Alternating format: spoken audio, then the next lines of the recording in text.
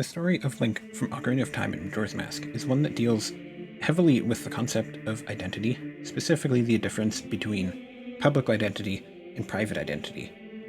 Throughout his lifetime, there is a constant difference between who people perceive him as and who he really is on the inside.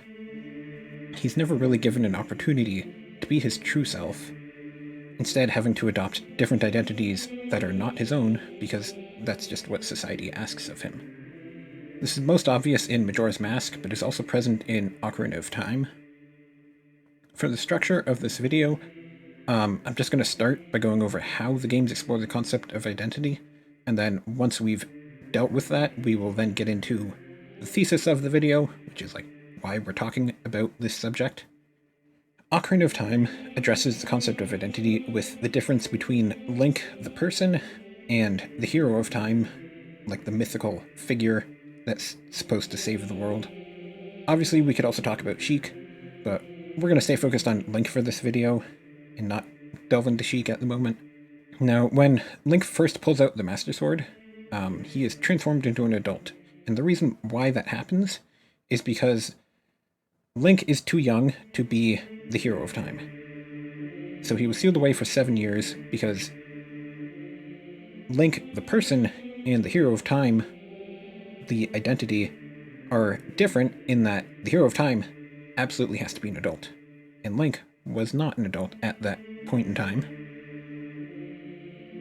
So because Link is a child at this point in time when he pulls out the Master Sword, and the hero of time is supposed to be an adult, the sages simply seal him away for 7 years, so he may become this mythical hero that is his destiny.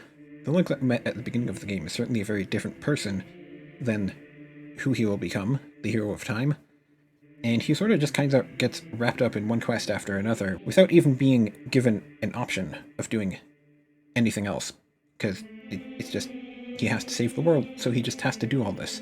The Deku Tree asks for his help, and he helps. Then he's sent to Zelda, who gives him another quest, and then once he's done with the quest that Zelda sent him on, he goes to pull out Master Sword, and that's how he becomes the hero of time. And now that he is the hero of time, he's responsible for saving all of Hyrule. And then he does that too.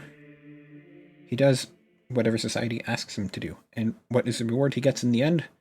Well, he finally gets a chance to actually be himself, but by the time he gets that option, he's already gone through this very traumatic experience that will just shape who he is from that point in time onwards.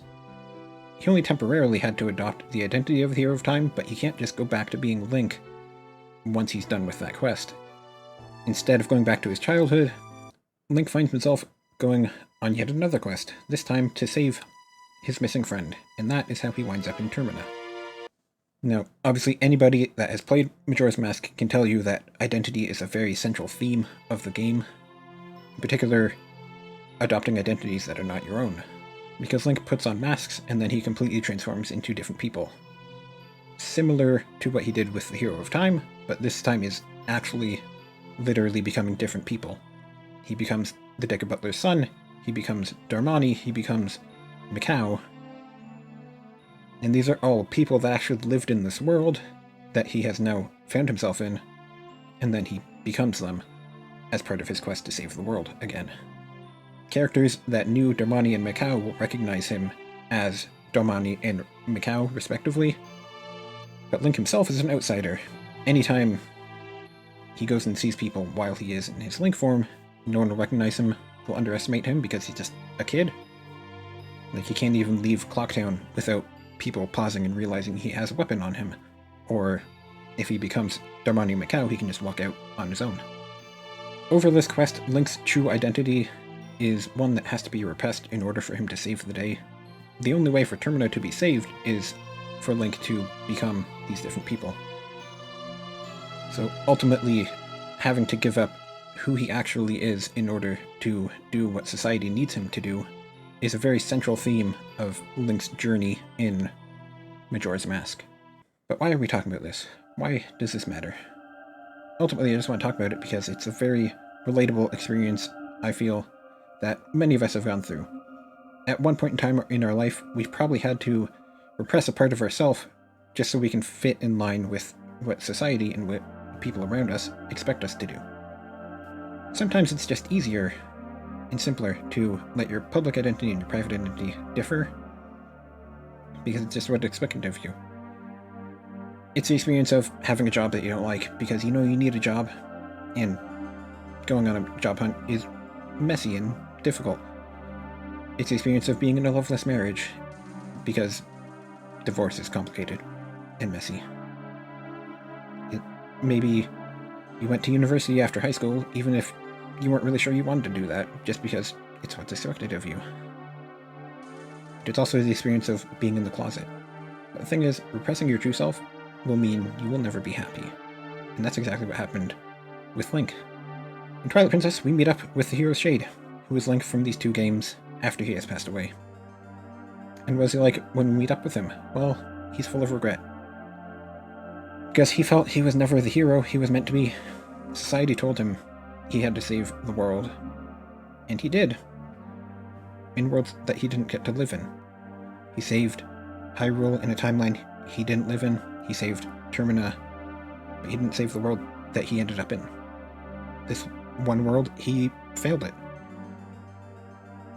Because he was never needed. They never needed a hero to save the world. So, even after his death, he felt he still had a duty that he had to fulfill. Which he eventually got to do, because he taught the new Link all of his skills. And that new Link went on to save the world. So this inner turmoil of feeling like he had to adopt the identity of a hero was something that followed him his entire life, even after his death.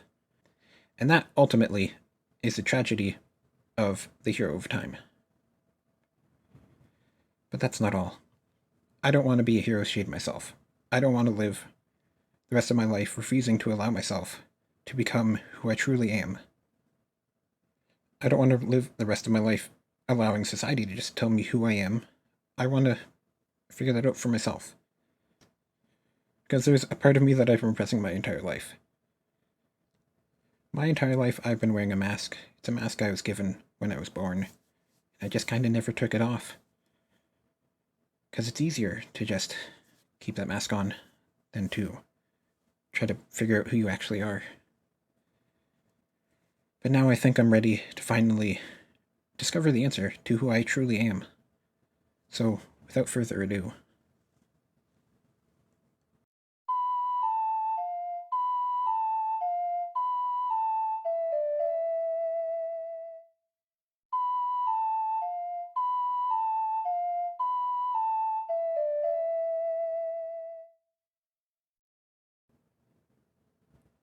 Oh, hey, sweet. I needed one of those. Hi, my name's Joy. I'm a trans woman. I go by she, her. This channel, from now on, will be known as Joy Content, because I'm Joy, and this is my content. See you next time.